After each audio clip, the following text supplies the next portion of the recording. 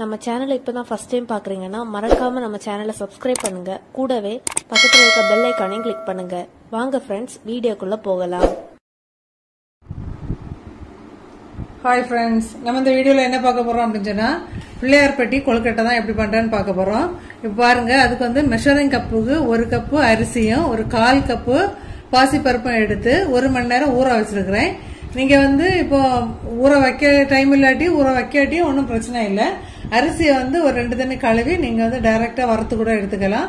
அப்படி இல்லை அப்படின்னு சொன்னால் இதை போல் ஒரு மணி நேரம் ஊற வச்சுட்டு நம்ம இப்போ வந்து ஒரு வடிகட்டியில் வடிய வச்சிடலாம். வடிய வச்சுட்டு அதுக்கப்புறம் நம்ம துணியில காய போட்டு அதுக்கப்புறம் தான் நம்ம வறுத்து எடுக்க போறோம். இப்போ நம்ம இதை கழுவிட்டு வடிய வச்சிடலாம்.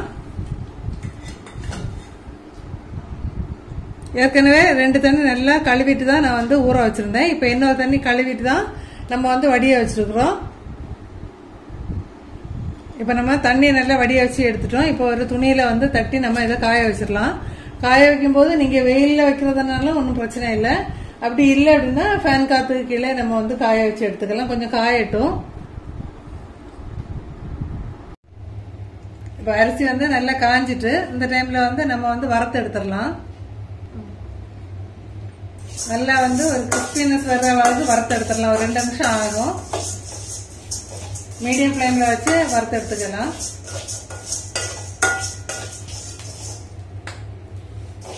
இந்த அளவு நல்லா மொறுமொறுன்ட்டு வர அளவுக்கு வறுத்து எடுத்துக்கலாம். வறுத்து எடுத்துட்டு நம்ம ஆற வச்சுட்டு அதுக்கப்புறம் தான் ரவை பதத்துக்கு பொடி பண்ணி எடுக்க போறோம்.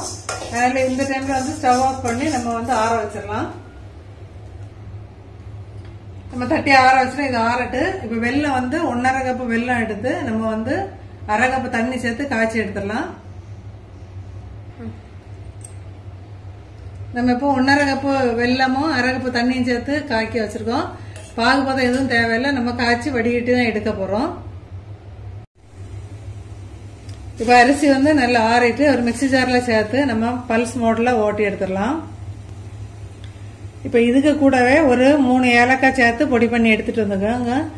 அப்புறம் வந்து ஃபர்ஸ்ட் வந்து ஒரு 2 தடவை பல்ஸ் மோட்ல ஓட்டிட்டு அதுக்கப்புறம் 1 நிமிஷம் வந்து ஃபுல்லா நம்ம நார்மலா ஓட்டுற போல ஓட்டி எடுங்க. அப்ப நான் வந்து கரெக்டான பதத்துக்கு வரும். மாவை வந்து இந்த பதத்துக்கு பொடி பண்ணி எடுத்துக்கோங்க. ஃபர்ஸ்ட் ஒரு 2-3 தடவை பல்ஸ்ல விட்டுட்டு அதுக்கப்புறம் 1 நிமிஷம் நம்ம ஓட்டி எடுத்தோம் அப்படின்னா இந்த அளவு பதத்துல மாவு கிடைக்கும். ஒரு அடிகனமான பேன் எடுத்துருக்கிறேன். அதுல வந்து ஒரு 1/2 டீஸ்பூன் போதும். 1/2 டீஸ்பூன்ல இருந்து 1 டீஸ்பூன் வரைக்கும் சேர்த்துக்கலாம். நெய் வந்து சேர்த்துருக்கேன். சேர்த்துட்டு இதுலயுமே வந்து ஒரு 1/2 கப்பு தேங்காய் துருவல் சேர்த்து கொடுக்குறேன். இது வந்து உங்க விருப்பம். 1/2 கப்பு தான் இல்ல 1/2 கப்போ 1 கப்போ எவ்வளவு வேணா சேர்த்துக்கலாம். இதேமே லேசா வந்து நல்ல செவக்கணும்ல லைட்டா 1 நிமிஷம் வறுத்து எடுத்துடலாம்.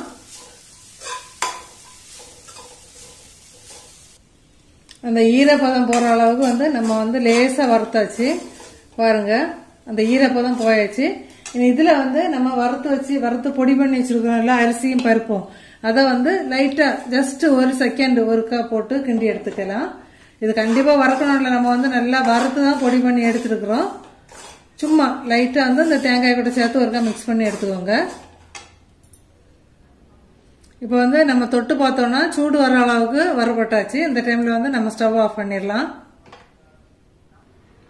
நம்ம இப்போ வறுத்த மாவை வந்து பாத்திரத்துல டிரான்ஸ்ஃபர் பண்ணியாச்சு. இப்போ நம்ம ஸ்டவ்ல ஒரு பேன் வச்சிருக்கோம். இப்போ அதுல வந்து ஒரு 3 கப்பு தண்ணி வேணும். 3 கப்பு தண்ணியில வந்து நம்ம 1/2 கப்பு தண்ணி நார்மல் ஓட்டுறோம். 1/2 கப்பு வந்து வெள்ளை கரைசலும் சேர்க்க போறோம். இதே இது நீங்க வந்து இது வெல்லம் வந்து உங்களுக்கு ஃபில்டர் பண்ணி எடுக்க வேண்டாம், டைரக்டா சேர்க்கிற மாதிரி உள்ள வெல்லம் அப்படின்னு சொன்னா இப்போ வந்து 3 கப்பு தண்ணி மட்டும் சேர்த்துட்டு அதுக்கப்புறமா வந்து லாஸ்டா வந்து வெல்லத்தை போட்டு கிண்டி எடுத்துக்கலாம். இப்ப நம்ம வந்து வெள்ளை கரைசலை வந்து ஃபில்டர் பண்ணி எடுத்துடலாம்.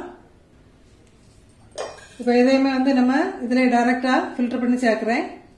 நீங்க எந்த மெத்தட்ல வேணாலும் செய்துக்கலாம். இல்லைன்னா 3 கப்பு தண்ணி ஃபர்ஸ்ட் இதில் சேர்த்துக்கோங்க. வெல்லம் வந்து நீங்க கட்டியாட்டோ இல்லைன்னா இது நாட்டு சர்க்கரையோ இல்லைன்னா நல்ல ஆர்கானிக் வெல்லம் இருக்கு எங்களுக்கு ஃபில்டர் பண்ண வேண்டாம் அப்படின்னு சொன்னா நீங்க வந்து அதை டைரக்டா வந்து மாவெல்லாம் நல்லா தட்டி மிக்ஸ் பண்ணி நல்லா வெந்து வரும். நான் எப்போ போடணும்னு சொல்றேன் அந்த டைம்ல நீங்க சேர்த்தா போதும். இப்போ நல்லா கொதி வரட்டும். இப்போ தண்ணி நல்லா கொதி வந்துட்டு இப்போ 1 பிஞ்சு உப்பு அதில் சேர்த்து கொடுக்குறேன். உங்களுக்கு வந்து ஸ்வீட் வந்து கொஞ்சம் என்ஹான்ஸ் பண்ணி கொடுக்கும். இந்த டைம்ல அடுப்பை வந்து சிம்ல வச்சுட்டு நம்ம அந்த மாவை வந்து தட்டி மிக்ஸ் பண்ணிடலாம். இது வந்து கட்டி தட்டாது. உங்களுக்கு மாவும் வறுத்த மாவு வெல்லமும் சூடா இருக்கனால உங்களுக்கு கட்டி தட்டாது. இது வந்து நல்லா வந்து இனி கொஞ்சம் மீடியம் ஃப்ளேம்ல வச்சு மிக்ஸ் பண்ணி கொடுத்துட்டே இருக்கலாம். கொஞ்சம் நல்லா வேகணும். வெந்து உங்களுக்கு வந்து தண்ணி ஃபுல்லா ஃபில்டர் ஆகணும்.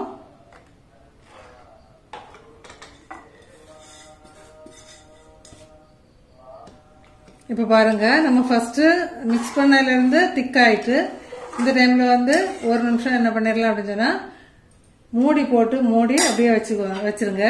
சிம்ல இருக்கட்டும், அடுப்பு கூட்டி வைக்க வேண்டாம். ஒரு 2 நிமிஷம் நமக்கு என்ன குக் பண்ண வேண்டிய வரும். இடையில ஒருக்கா எடுத்து ஓபன் பண்ணி கிண்டி கொடுத்துக்கலாம். இப்ப பாருங்க நம்ம ஃபர்ஸ்ட் வச்சதுல இருந்து என்ன கொஞ்சம் திக் ஆயிட்டு என்ன ஒரு நிமிஷம் இருந்தா போதும் நமக்கு வந்து மாவு ரெடி ஆயிரும். அதுக்கப்புறம் நம்ம ஆற வச்சு அப்புறம் கொழுக்கட்டை அச்சில வைக்கலாம். அப்படியே அச்சி இல்லை அப்படின்னு சொன்னா சும்மாவே உருட்டி வச்சு கூட வேக வைக்கலாம்.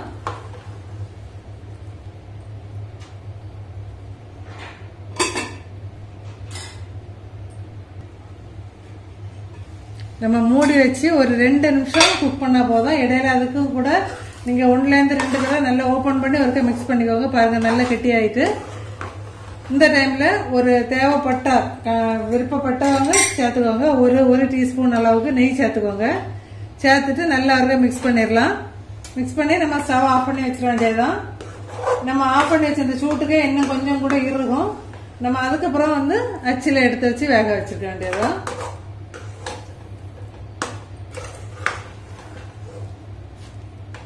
இன்னும் ஒரு நிமிஷம் அப்படியே மூடி வச்சிரும். நல்லா கொஞ்சம் ஆறுன அப்புறம் பார்ப்போம். மாவு வந்து நல்லா வந்து ஆறிட்டு கை பொறுக்க சூடு வந்துட்டு இந்த டைம்ல வந்து உருட்டி நமக்கு தேவைப்படுற அச்சில வச்சுக்கலாம். நீங்க வந்து நார்மலா சும்மா இதை போல உருண்டை பிடிச்சு வச்சாலும் ஓகே தான். இல்ல அச்சு இருக்குன்னா அச்சில வந்து நம்ம வச்சுக்கலாம். அச்சில வந்து ஃபர்ஸ்ட் கொஞ்சமா நெய் தடவிக்கோங்க. அப்பதான் வந்து நமக்கு டக்குன்னு அப்படியே இழாவி வரும். அதுக்காக தான் இதே போல நல்லா நெய் அப்ளை பண்ணிட்டு அதுக்குள்ளாடி மாவை எடுத்து வைங்க.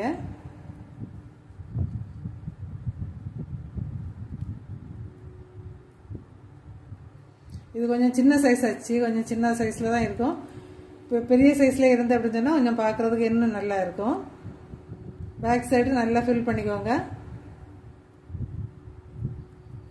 நல்லா ஃபில் பண்ணிட்டு இந்த சைடில் இருக்க இந்த கேப்பில் இருக்க கை சென்டரில் இருக்க பீஸை வந்து கையெடுத்து இப்படி ப்ரெஸ் பண்ணோம் அப்படின்னு சொன்னால் அது ஓப்பன் ஆயிரும். பாருங்க சூப்பராக வந்துட்டு நம்ம நெய் தடவை இருந்தால் மட்டும்தான் இதை போல சூப்பராக வரும். இப்போ என்கிட்ட வந்து ஒரு 3 மோல்டு இருந்து நான் அதில் கொஞ்சம் சின்ன சைஸ்லையும் பெரிய சைஸில் இந்த மாதிரிலாம் எடுத்துருக்கேன். உங்கள்கிட்ட எந்த மோல்டு இருக்கோ அதில் வந்து நம்ம ஃபுல்லாகவே வந்து ரெடி பண்ணி எடுத்துக்கலாம். அதுக்கப்புறம் நம்ம வேக வச்சு எடுக்க போகிறோம். நம்ம இப்போ எல்லா மாவையும் ரெடி பண்ணியாச்சு. இப்போ இதை வந்து ஸ்டீமரில் எல்லாம் இட்லி பாத்திரத்தில் வச்சு ஒரு 10 நிமிஷம் மீடியம் ஃப்ளேமில் வச்சு வேக வச்சிடலாம். நான் இட்லி பாத்திரத்தில் தான் வச்சு வேக வைக்க போகிறேன்.